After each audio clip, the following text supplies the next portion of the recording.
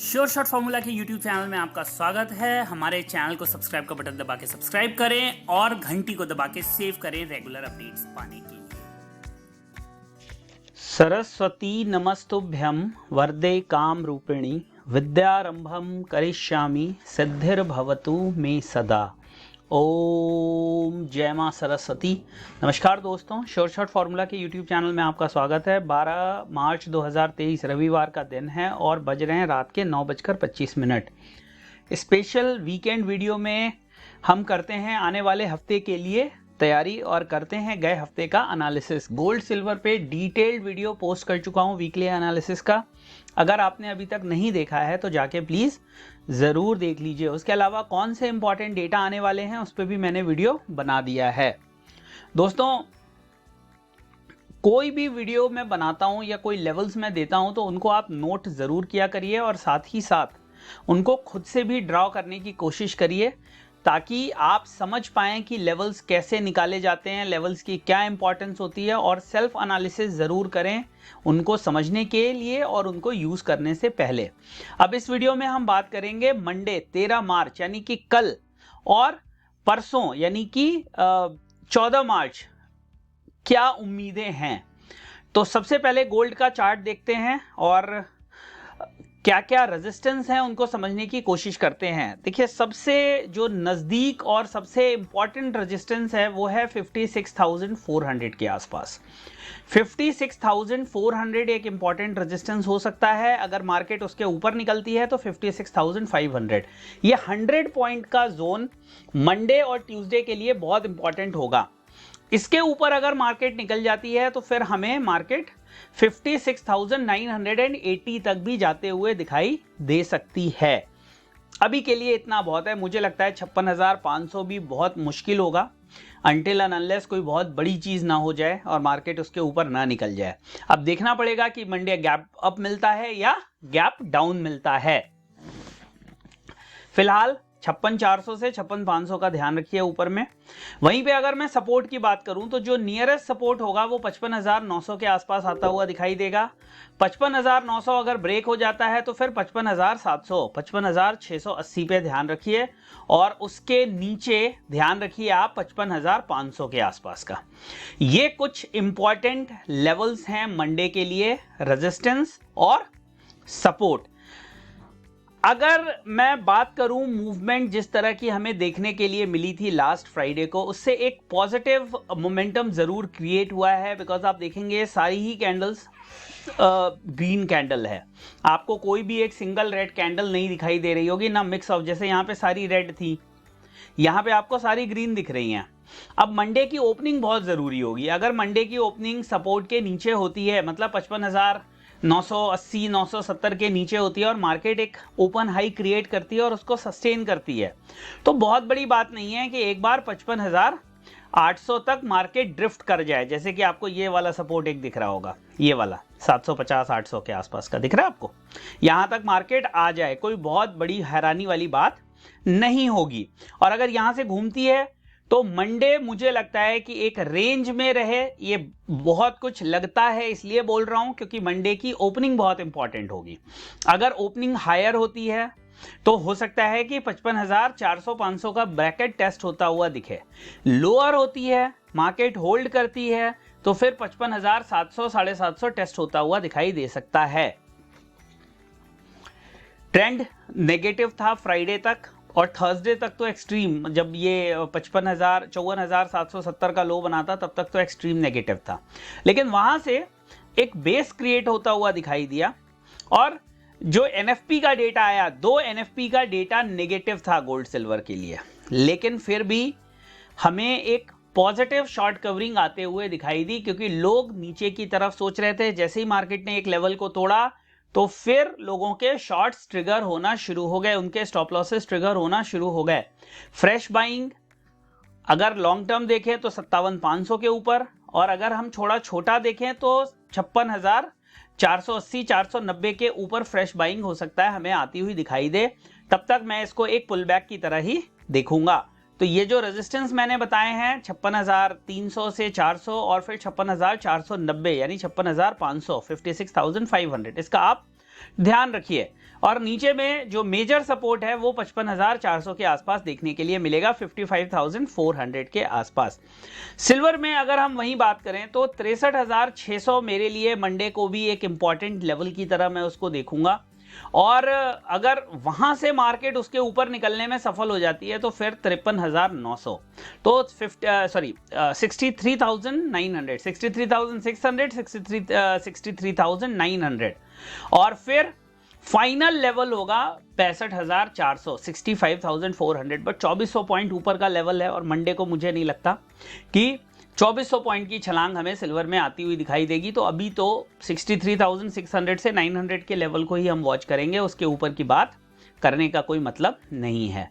वहीं पे अगर हम छोटे छोटे सपोर्ट्स की बात करें तो जो नियरेस्ट सपोर्ट होगा वो हमें देखने के लिए मिलेगा 62,600 के आसपास, सॉरी 62,400 के आसपास, 62,400। और 62,400 अगर ब्रेक हो जाता है तो मंडे के लिए एक क्रूशियल लेवल हो सकता है हमारा 61,900, 61,800, और फाइनल सपोर्ट बनेगा 61,300 का, जो कि 200 डे का एमआ भी है।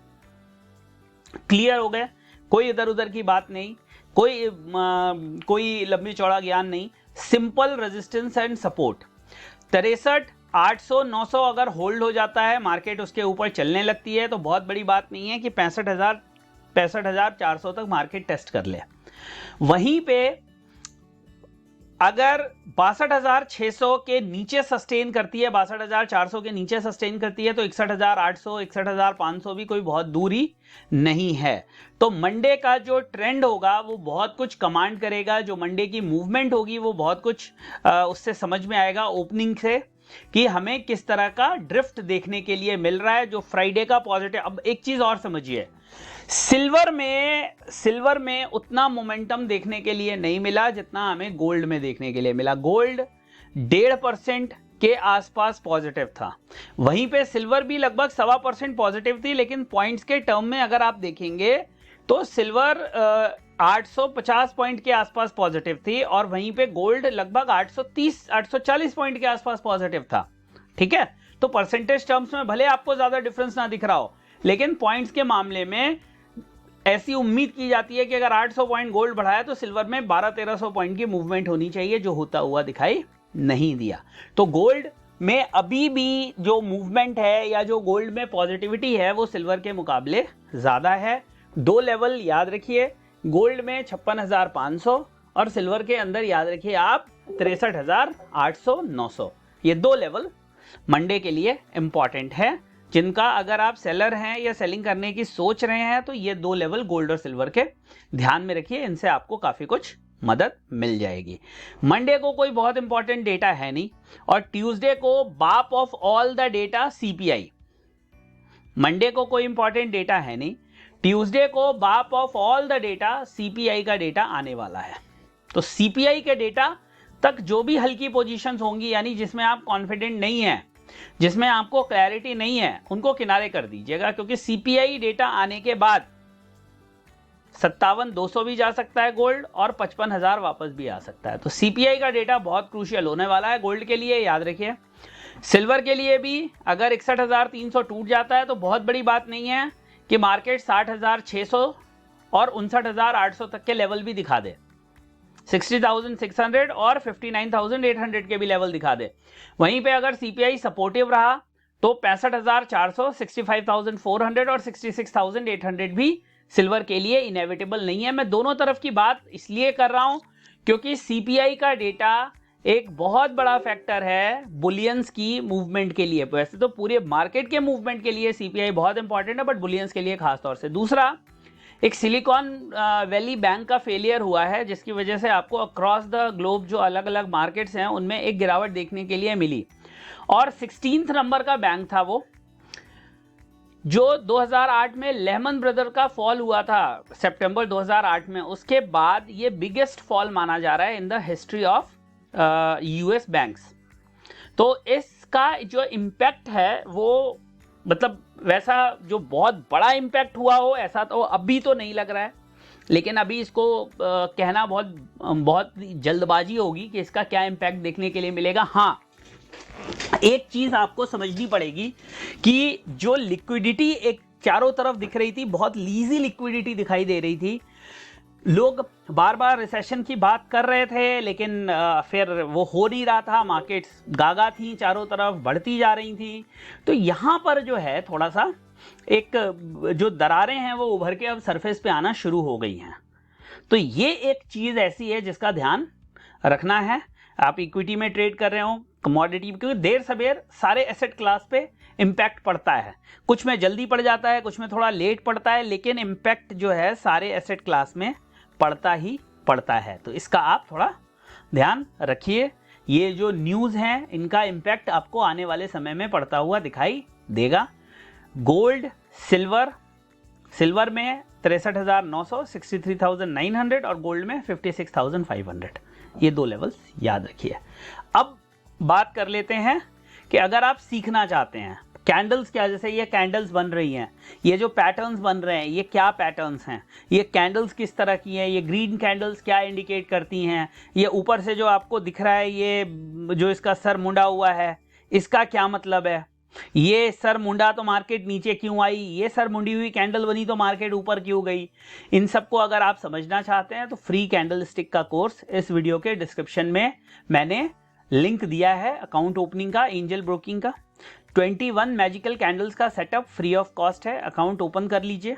अभी बहुत जल्दी एक फॉर्म बना दूंगा, सिंपल आप अपने आप को वहाँ वैलिडेट करेंगे डिटेल डाल के और वहीं से मिल जाएगा, लेकिन अभी के लिए आप फॉर्म भर दीजिए, अकाउंट ओपन कर लीजिए। जैसे ही आपका अकाउंट ओपन हो जाता है उसमें कुछ भी 10 रुपये, 20 रुपये, 500 रुपये, 1000 रुपये जो आपको डालना है डाल के कोई एक ऑप्शन की ट्रेड कर लीजिए, कोई एक इक्विटी की ट्रेड कर लीजिए, कोई एक कमोडिटी मिनी की ट्रेड कर लीजिए। उसको एक्टिव करके आप मुझे फॉर्म भर के बता दीजिएगा, वो कोर्स आपको फ्री ऑफ कॉस्ट बिना किसी चार्ज के मिल जाएगा। उससे आपको बेसिक अंडरस्टैंडिंग, जो मेरा मेन पर्पज़ है उस कोर्स को बनाने का, वो ये है कि जो बेसिक अंडरस्टैंडिंग है मार्केट की वो आपको वहां से समझ में आ जाएगी। एडवांस का फिर हम एडवांस में देखेंगे, जो हमारा अर्जुन मेंटोरशिप प्रोग्राम है उसके अंदर आके आप मेरे से डायरेक्ट 1-to-1 सीख सकते हैं, लेकिन पहले मार्केट के बेसिक्स को जरूर समझिए, ठीक है। तो ये था वीडियो, उम्मीद करता हूं इस वीडियो का फायदा आपको कल परसों के मार्केट में जरूर मिलेगा। और जो भी कुछ मुझे समझ में आया मैंने आपको समझाने की कोशिश करी, कहीं कोई त्रुटि रह गई हो तो मैं क्षमा चाहता हूं। आगे उसे और इम्प्रूव करके अच्छे से अच्छा कंटेंट आपके लिए लाने की कोशिश करता रहूंगा। वीडियो को लाइक, शेयर, सब्सक्राइब जरूर करिएगा और बेल आइकन का बटन दबा दीजिएगा। जय हिंद, वंदे मातरम।